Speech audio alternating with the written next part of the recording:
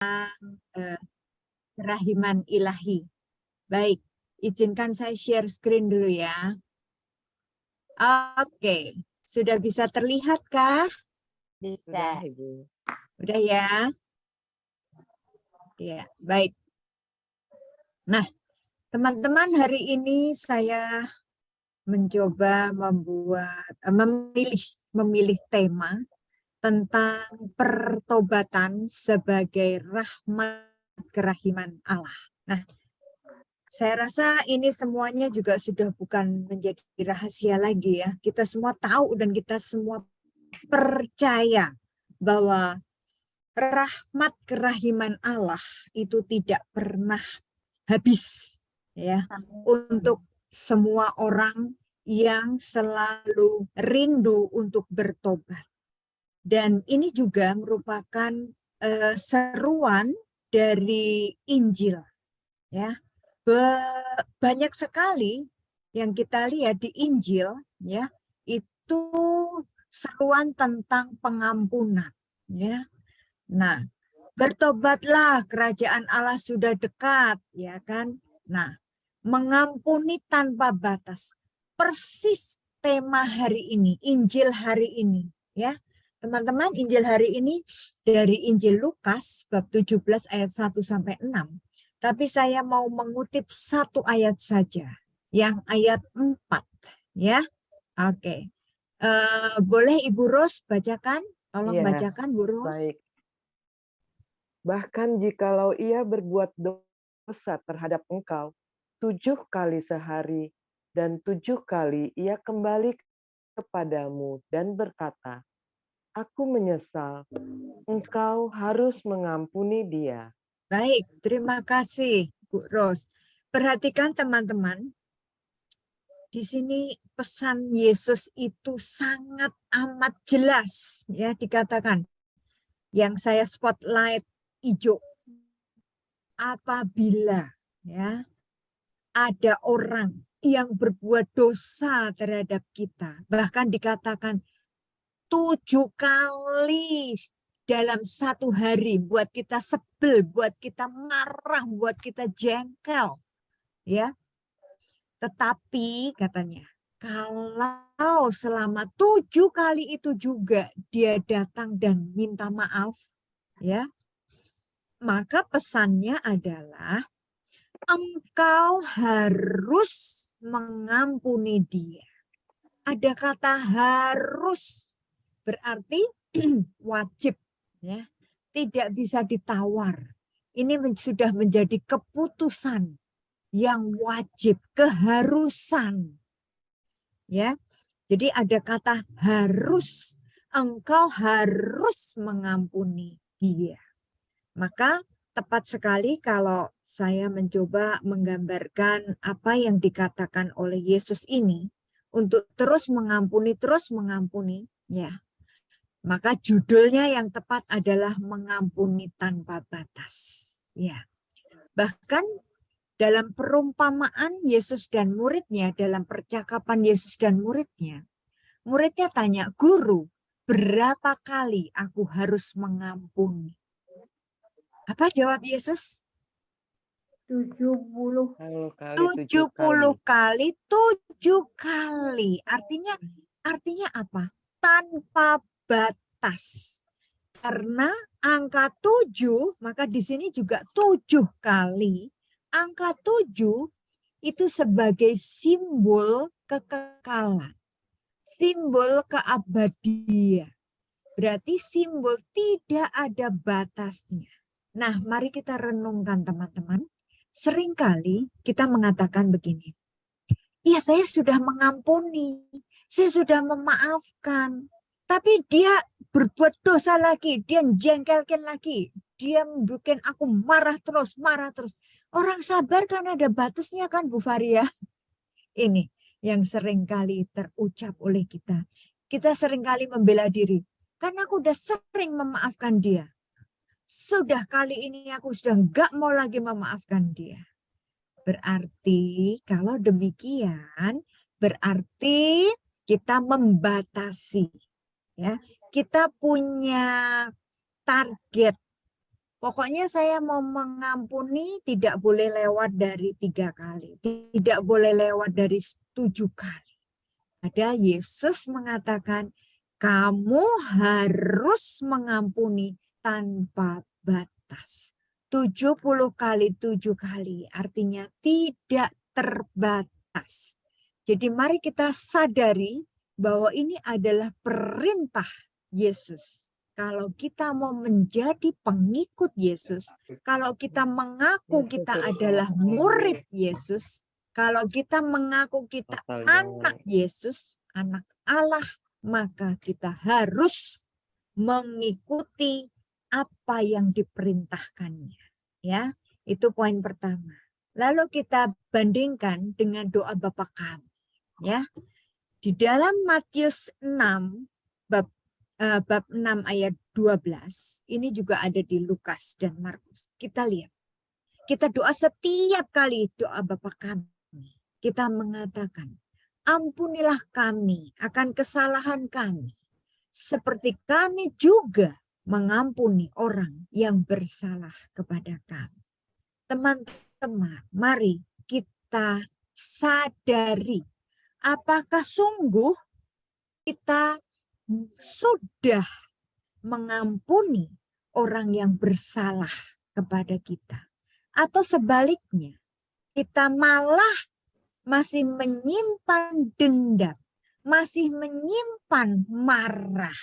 Bahkan ada yang sampai terucap, sampai mati, sampai masuk ke liang kubur, aku tidak akan memaafkan dia. Aduh, amit-amit itu. Itu jangan sampai keluar dari mulut kita sebagai anak-anak Allah. Ya, itu tidak baik. Dan itu pasti menyusahkan hati Tuhan. Maka teman-teman, sadari apa yang kita ucapkan. Ya, ampunilah kami.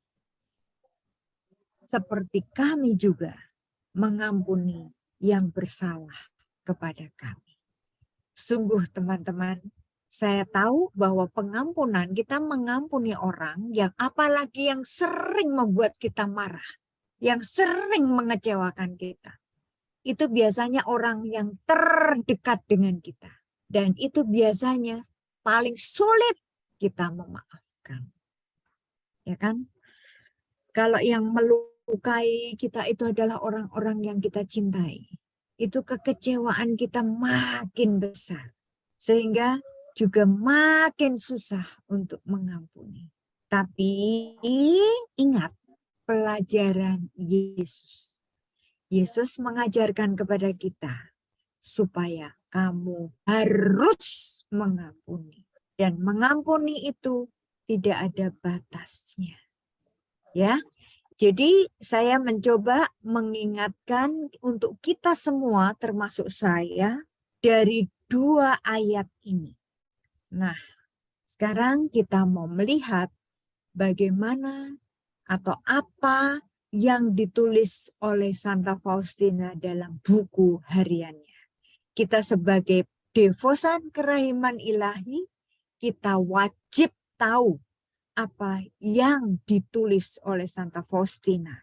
Karena semua yang ditulis oleh Santa Faustina itu hasil dari komunikasi antara Allah dan Santa Faustina. Bahkan saya mengatakan itu adalah perintah dari Yesus sendiri untuk Faustina menuliskan apa yang harus ditulis supaya semua orang bisa mendengar apa yang diajarkan oleh Yesus kepada Santa Faustina. Dan itu untuk kita juga. Ya, maka lihat di sini. Baik, teman-teman, mari kita simak bersama. Bro Thomas, bolehkah bantu saya membacakannya? BHSF 1577. Katakanlah kepada jiwa-jiwa agar mereka tidak memasang dalam hati mereka sendiri rintangan-rintangan terhadap kerahimanku yang sedemikian ingin bertindak dalam diri mereka. Kerahimanku bekerja dalam semua hati yang membuka pintu baginya. Baik orang berdosa maupun orang benar membutuhkan kerahimanku. Pertobatan adalah rahmat dari kerahimanku, demikian juga keteguhan hati. Baik, terima kasih, Bro. Nah, coba perhatikan teman-teman. Ini suatu perintah. Faustina diberi tugas, diberi perintah oleh Yesus. Katakanlah kepada jiwa-jiwa agar mereka tidak memasang dalam hati mereka sendiri rintangan-rintangan terhadap kerahimanku yang sedemikian ingin bertindak dalam diri mereka. Apa artinya di sini?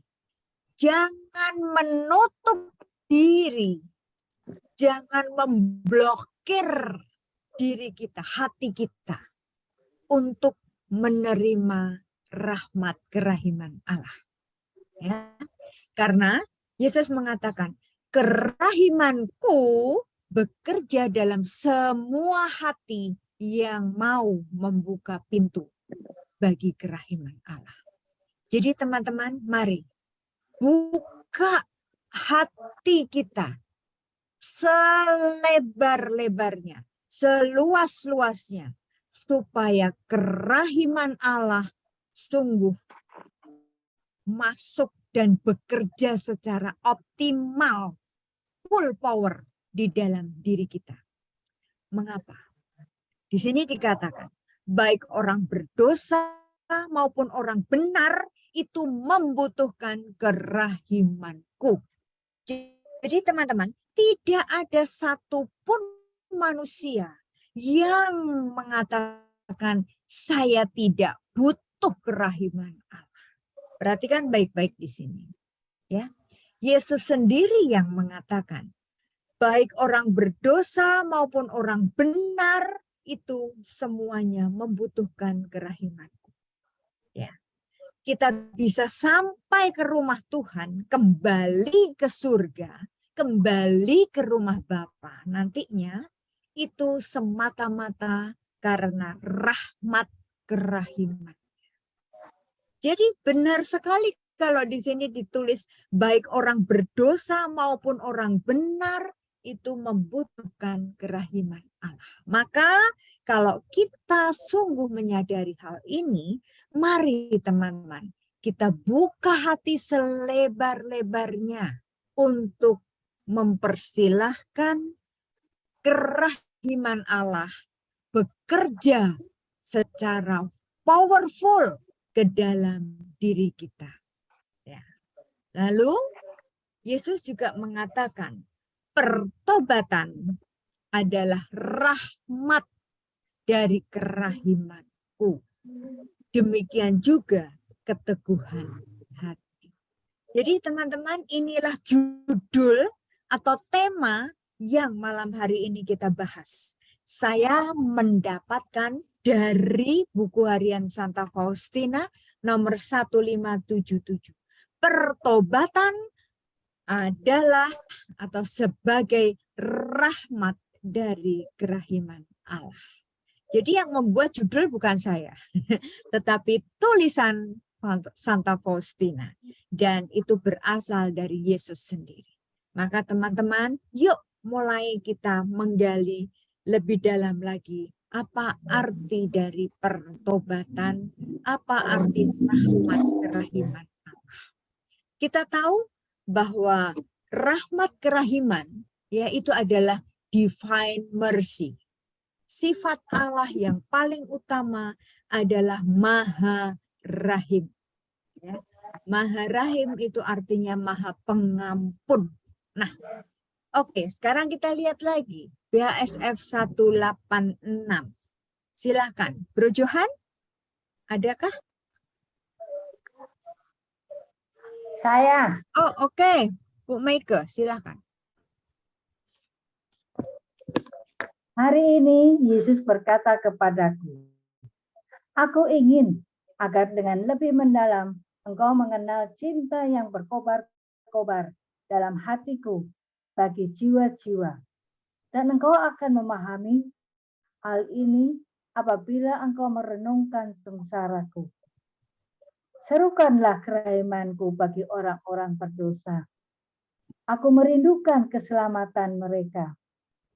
Apabila dengan hati yang remuk redam dan dengan iman yang kuat, engkau mendaraskan doa ini atas nama seorang berdosa, aku akan memberikan rahmat pertobatan kepadanya. Iya, baik. Terima kasih Ibu Mega.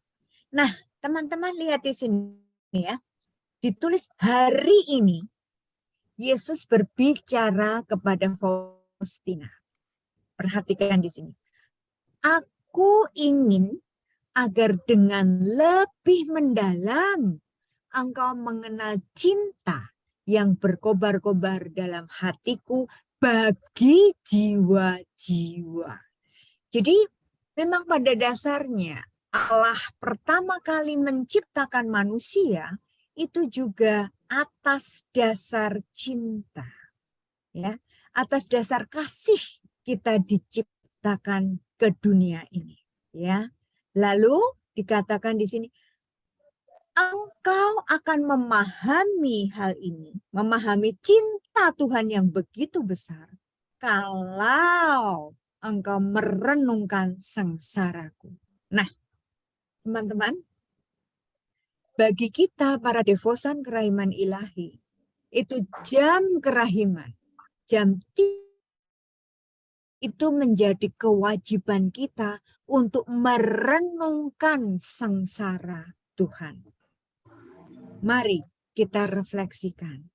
Apa yang sudah kita dapat selama kita merenungkan sengsara Tuhan? Atau hanya seketika itu saja pada saat kita bersama-sama merenungkan sengsara Tuhan, jalan salib singkat, atau apalagi dengan dihantar lagu Via Dolorosa, lalu kita menangis, ya kan? Hati kita mulai terbawa dengan emosional, kita sedih. Hanya sampai di situ? Atau kita merasakan semakin kita menyadari dan semakin dalam cinta kita kepada Yesus. Ya, itu mari kita renungkan. Selama ini saya merenungkan jalan salib, saya merenungkan Yesus yang sengsara, yang akhirnya disalib di puncak Golgota. Apakah itu membuat cinta saya kepada Yesus semakin luas, semakin dalam, dan semakin nyata? Lalu Yesus mengatakan, serukanlah kerahimanku bagi orang-orang berdosa. Aku merindukan keselamatan mereka. Lihat teman-teman. Beberapa hari yang lalu bacaan Injil mengatakan bahwa siapa yang sudah diserahkan kepada Yesus oleh Bapanya, tidak akan ada satupun yang hilang. Nah, artinya bahwa Yesus memang dengan sungguh-sungguh, Yesus itu kepingin semua orang selamat. Tidak ada satupun yang hilang. Maka Yesus juga memberi perumpamaan tentang domba yang hilang. Di mana Yesus sebagai gembala yang punya 100 domba. Satu dari 100 itu hilang. Yesus mencari yang satu itu sampai ketemu dan digendong, dibawa pulang.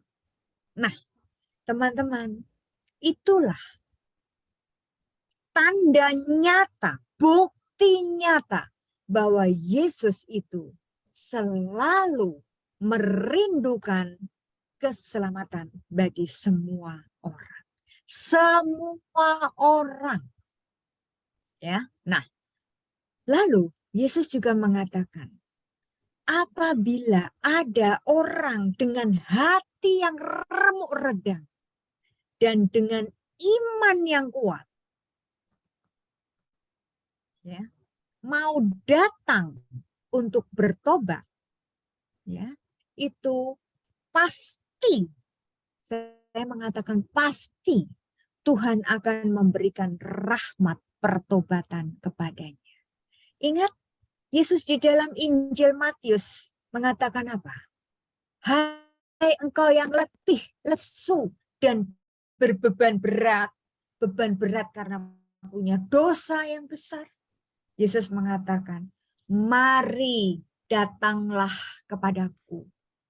Karena begitu besarnya cintaku, aku akan memberikan kelegaan kepadamu. Aku akan membebaskan engkau dari belenggu dosa. Yesus tidak pernah menolak orang yang datang untuk bertobat. Maka teman-teman, ingat, di saat kita merasa punya beban dosa yang berat, dan di situ kita mau masuk ke dalam ruang pengakuan dosa, atau kita datang untuk menimbar sakramen rekonsiliasi, di situ kita sungguh-sungguh begitu keluar dari kamar pengakuan dosa, waduh rasanya plong banget ya kan, rasanya lega banget, bahagia banget. Karena apa? Yesus memakai pastor untuk mengatakan dosamu sudah diampuni. Wow, itu luar biasa banget ya. Nah, baik, sekarang kita lihat lagi nomor yang lain. Ayo, siapa yang mau baca silahkan. Aku sih 319. Oke, yuk. BHSF 319 9 Agustus 1934. Tuguran pada Kamis Putih. Aku melaksanakan tuguranku mulai pukul 11 sampai tengah malam.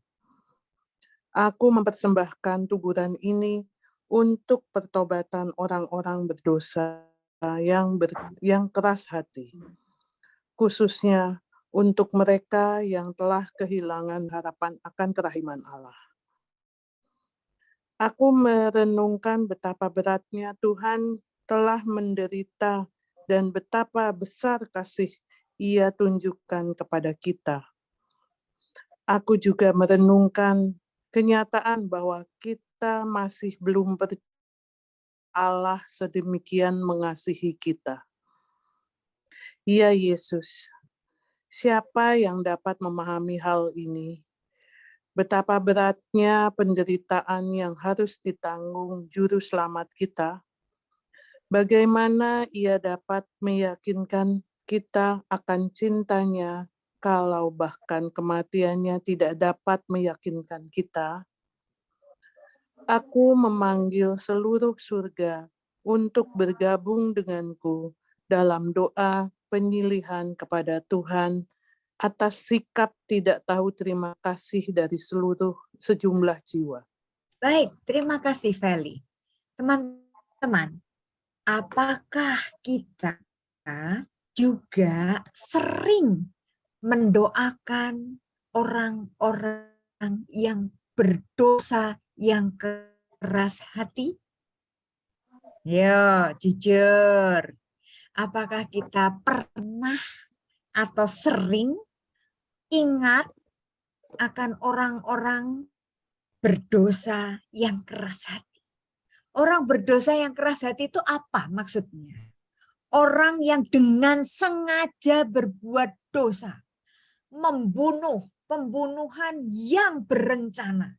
Itu pasti orang yang berdosa yang keras hati.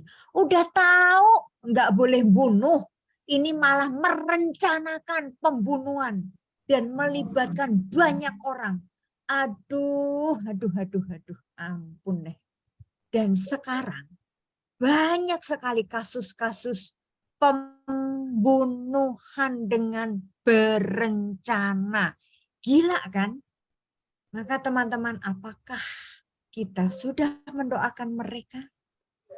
Atau perampok, penjahat yang dengan sengaja, yang dengan merencanakan sudah membuat rencana sedemikian rapinya, sampai akhirnya dia berhasil masuk ke rumah orang mengambil seluruh hartanya, enggak terima hartanya doang, tapi orang itu juga dibunuh.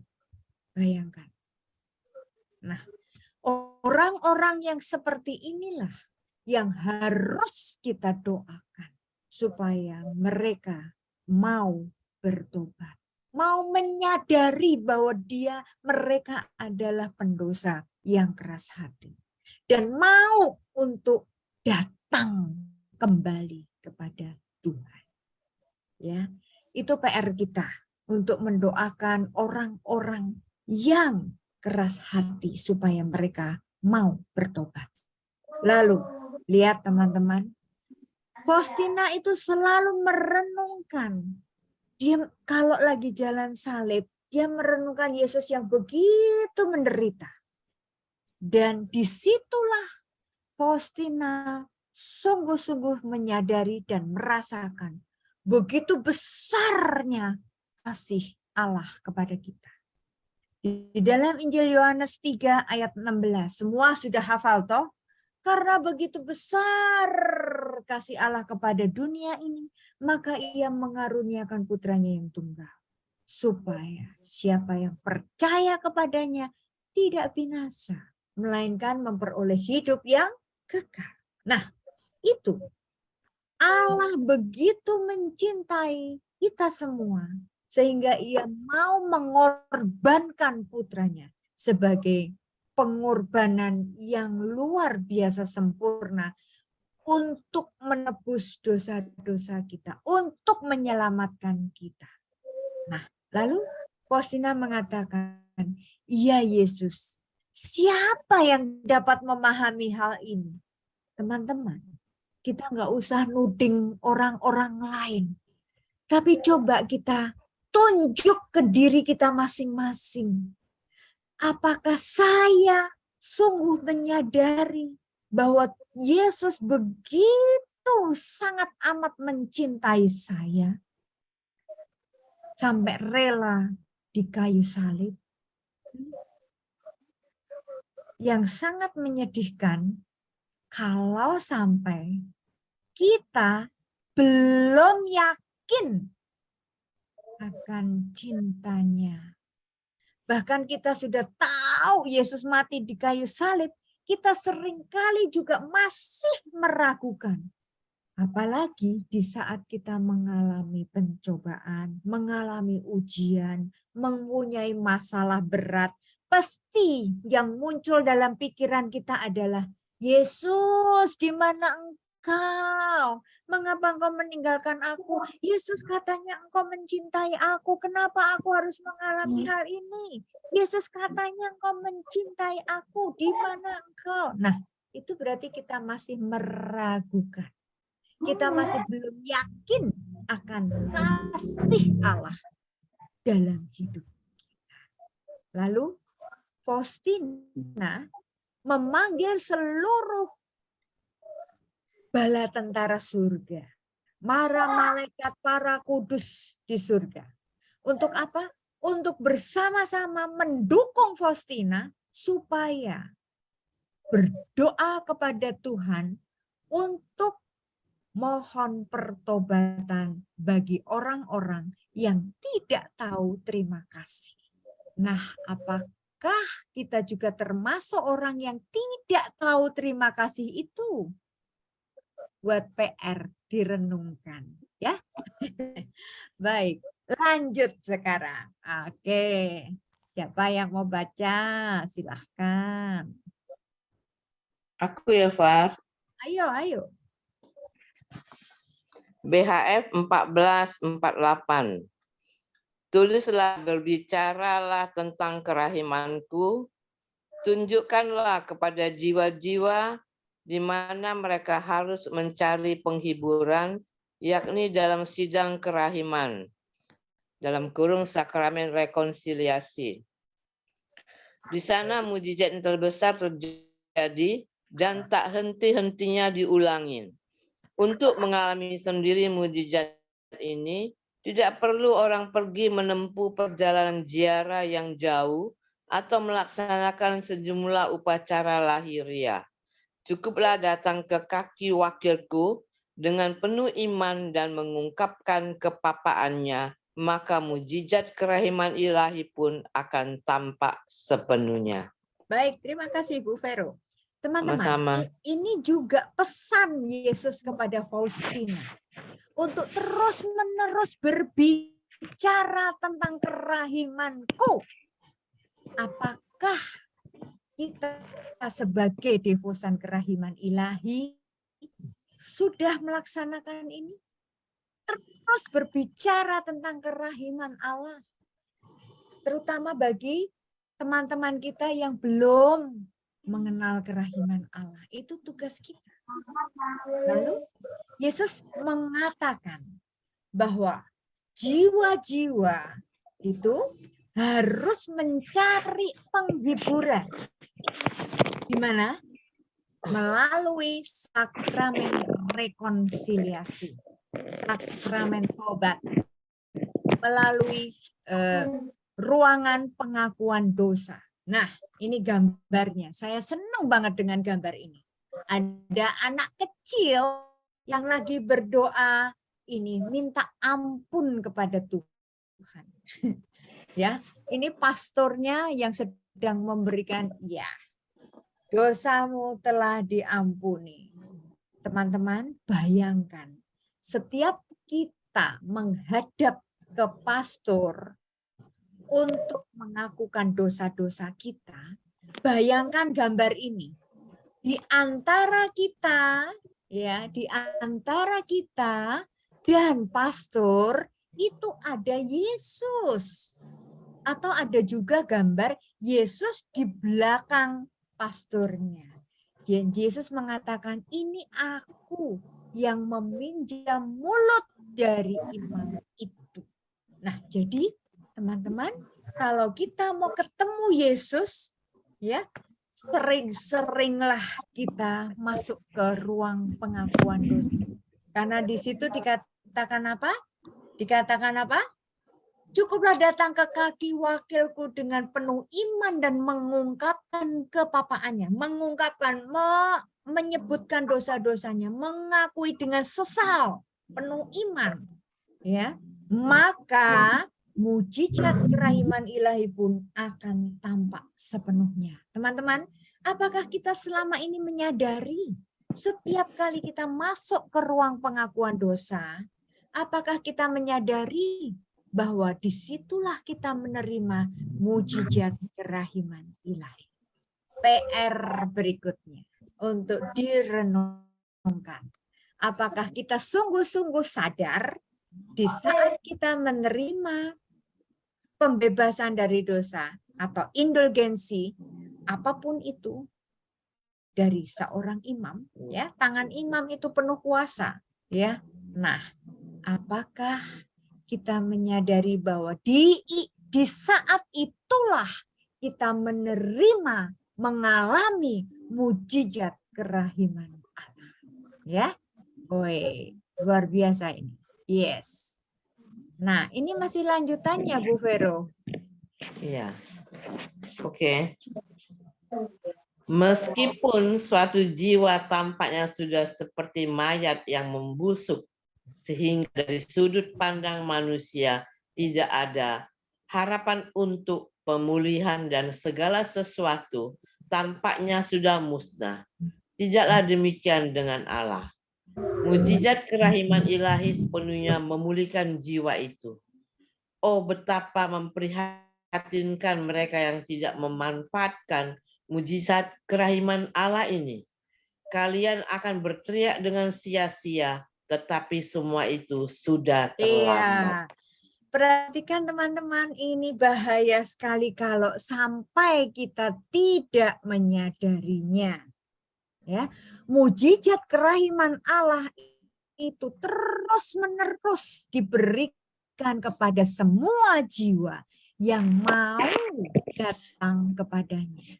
Sekalipun dibayangkan, sekalipun udah nggak punya harapan, benar-benar sudah kayak mayat yang membusuk. Tetapi kerahiman Allah, mujizat kerahiman Allah itu tidak pernah berakhir. Allah yang Maha Rahim itu terus-menerus mencurahkan rahmat kerahiman untuk semua jiwa.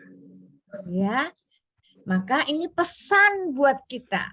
Betapa memprihatinkan jika mereka tidak memanfaatkan mujizat kerahiman Allah ini.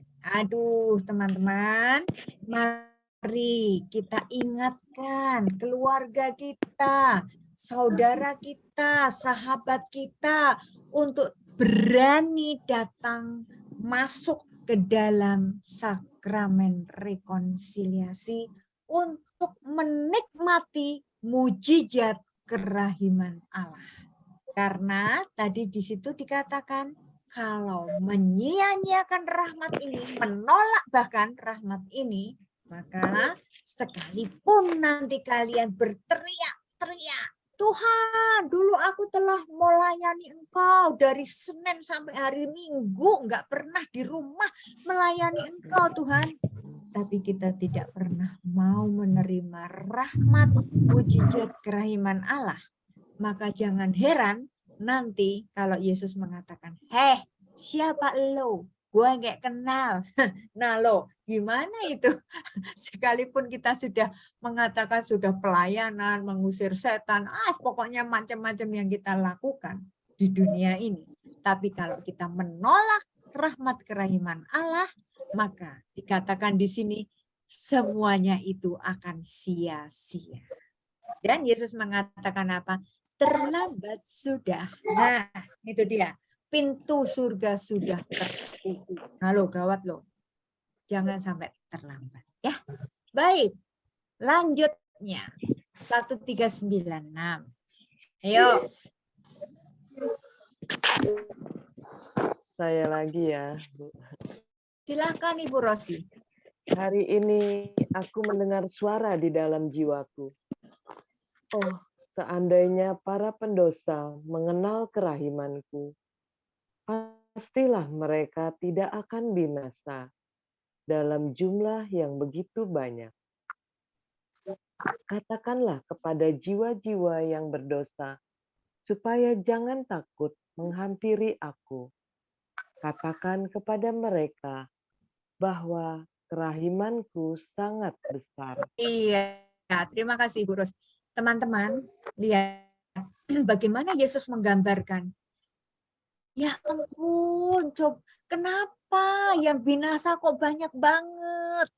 Bukan karena kesalahanku, karena kerahiman Allah sudah tercurah terus-menerus, ya kan? Tidak pernah berhenti Allah mencurahkan kerahimannya. Tetapi dari pihak manusianya lah yang menutup diri, yang membuat rintangan, yang mengunci rapat-rapat hatinya, yang menolak kerahiman Allah. Maka itu akibatnya mereka binasa. Maka supaya tidak lebih banyak lagi jiwa yang binasa, Yesus pesan kepada Faustina, katakanlah kepada jiwa-jiwa yang berdosa, supaya jangan takut menghampiri aku. Katakan kepada mereka bahwa kerahimanku sangat besar. Nah, teman-teman, mari kita terus menerus datang kepada Tuhan, ya. Jangan takut. Kata Tuhan, mari datang kepadaku. Aku ingin memeluk kamu, aku ingin selalu dekat dengan kamu. Lihat teman-teman, gambar ini buat saya selalu mengingatkan dan saya merindukan nanti suatu hari Yesus akan menerima saya dengan pelukan yang sangat mesra. Dan Yesus mengatakan, inilah anak yang kukasihi. Kepadanya lah aku berkenan. Wih, itu cita-cita saya di saat nanti saya kembali. Nah, teman-teman, ini tugas kita semua untuk terus-menerus menyampaikan pesan kerahiman ini kepada semua orang yang kita jumpai. Supaya mereka jangan takut untuk dekat kepada Tuhan. jangan takut untuk datang kepada Tuhan. Karena mujizat kerahiman ilahi akan tercurah dan pasti akan selamat. Ya, karena Yesus mengatakan kerahimanku sangat besar. Tidak ada batasnya, ya. Tidak pernah ada habisnya. Karena Yesus adalah sumber kerahiman itu sendiri. Kalau sumber itu berarti nggak akan pernah habis, ya kan? Sumber mata air itu dari sungai itu nggak pernah akan kering, terus menerus ada, ya. Nah, ada lagi nih, siapa yang membaca?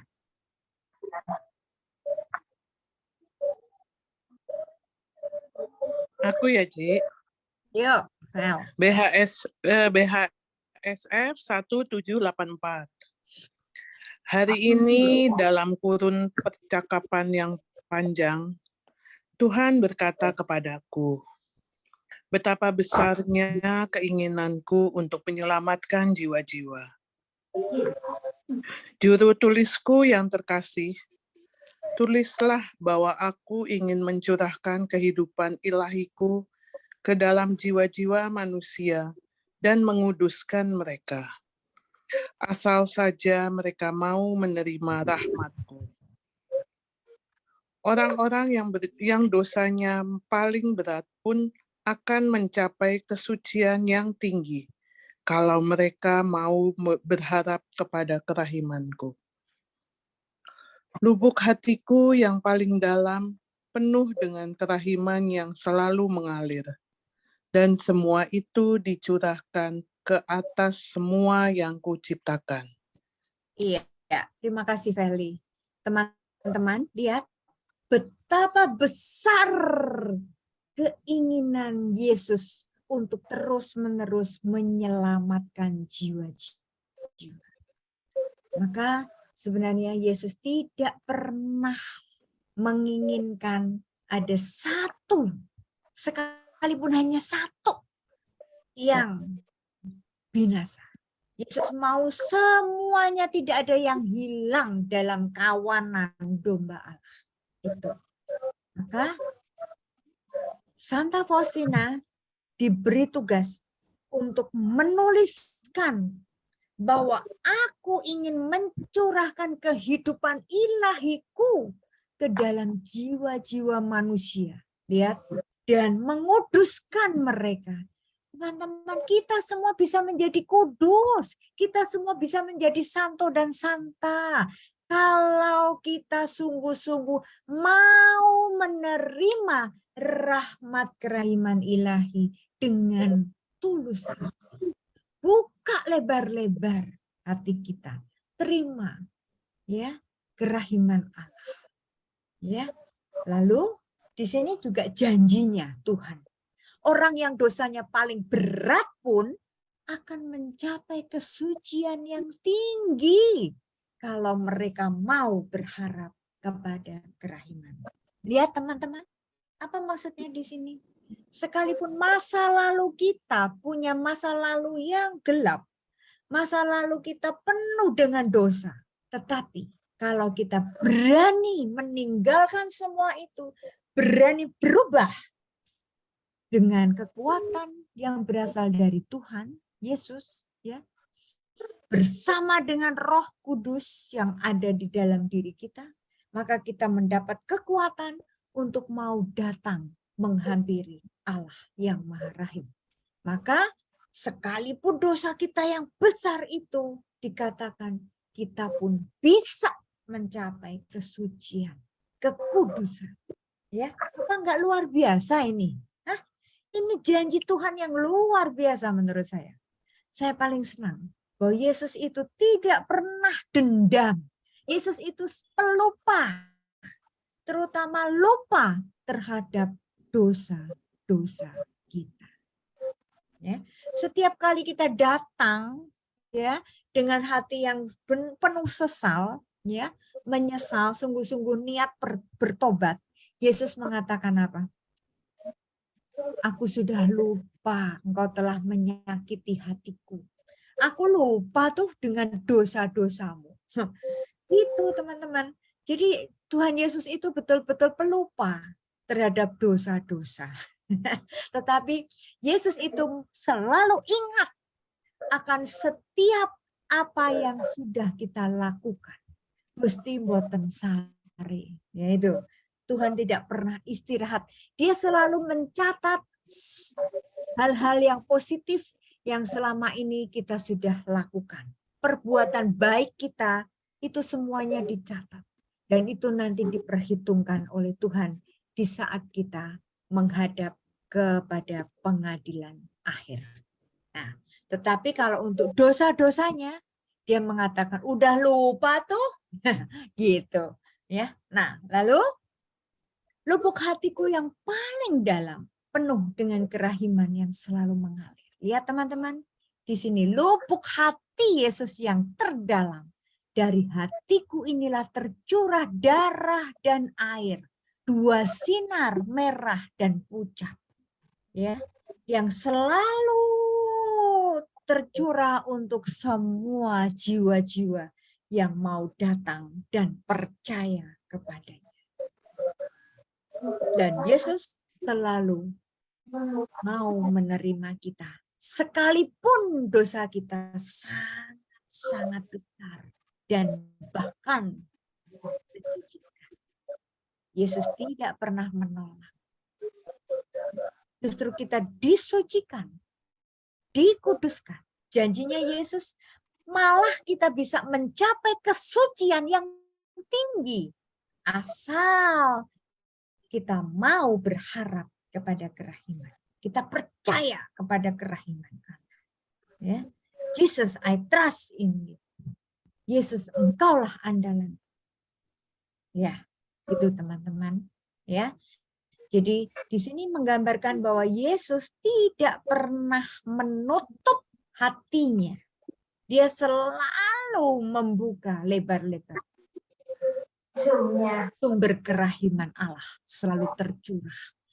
Tidak pernah yang namanya Tuhan itu pelit. Ya. Tetapi sebaliknya Tuhan itu royal banget. Selalu memberi, dan memberi. Dan tak harap kembali. Itulah ketulusan dari kerahiman Allah. Ya. Maka pesan kita semuanya hari ini dengan pelajaran hari ini, kita jangan lupa selalu mengandalkan Yesus. Yesus, engkaulah andalanku. Yes, terima kasih. Teman-teman, sengaja saya memberikan waktu untuk kita bisa diskusi, bisa sharing tentang rahmat kerahiman Allah dalam pertobatan kita. Saya kembalikan ke Ibu Ros, terima kasih. Maaf, Ibu Linda, MC-nya. Bu Maria. Iya, sorry. Bu Iya, Linda. iya, nggak apa-apa.